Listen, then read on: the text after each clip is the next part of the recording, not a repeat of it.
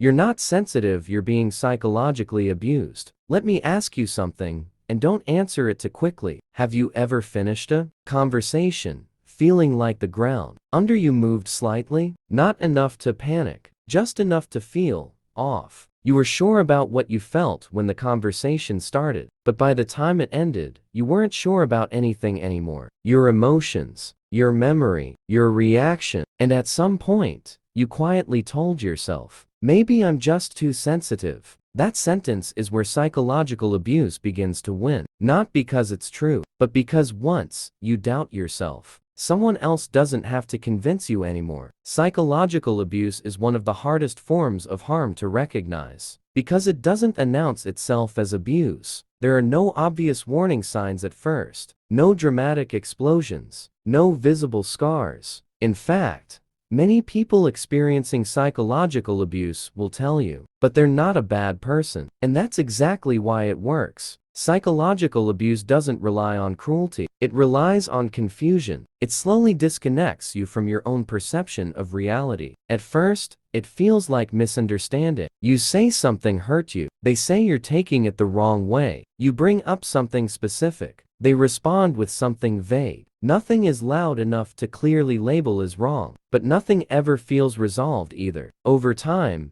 this creates mental fatigue. You start replaying conversations in your head, trying to find the exact moment where things went sideways. You analyze your tone, your wording, your facial expression, and without realizing it, you stop analyzing their behavior altogether. That's the shift. Psychological abuse shifts the focus from what happened to what's wrong with you. One of the most common tools used to create this shift is gaslighting. Gaslighting is not just lying, it's repeated denial of your lived experience. You say, "That's not what you promised." They say, "I never said that." You say, "You ignored me when I needed you." They say, "You're exaggerating. That's not how it happened." And because you're not trying to control anyone, you're just trying to understand. You start giving them the benefit of the doubt. Once, then twice, then habitually. Eventually, you stop trusting your memory enough to challenge theirs. This is where self-doubt becomes automatic. You don't even need to be corrected anymore. You correct yourself. Another layer of psychological abuse is emotional invalidation. This is when your feelings are consistently treated as inconvenient, irrational, or excessive. You're told you're too emotional, too dramatic, too intense, too needy. But notice what never happens. Your feelings are never explored, never understood, never held with curiosity. They're simply dismissed. So you adapt. You tell yourself it's not worth bringing things up. You convince yourself it's better to stay calm. You choose peace over honesty, but that peace comes at a cost. Because every emotion you suppress doesn't disappear. It turns inward. Over time, you don't just feel unheard, you feel invisible. And here's where psychological abuse becomes especially confusing. It often exists alongside affection. There are good days, loving moments, apologies that sound sincere. These moments are not fake. And that's what makes everything harder. Your nervous system starts associating relief with love. After tension comes closeness. After confusion comes calm. Your brain learns the pattern and waits for the reward. This creates a trauma bond. You're not staying because you're weak. You're staying because your nervous system is trapped in a cycle of stress and relief. Each cycle reinforces hope. Maybe this time it'll be different. Maybe they finally understand. Maybe I was wrong before, but the cycle always resets. Confusion returns. Self-doubt returns. You feel smaller again.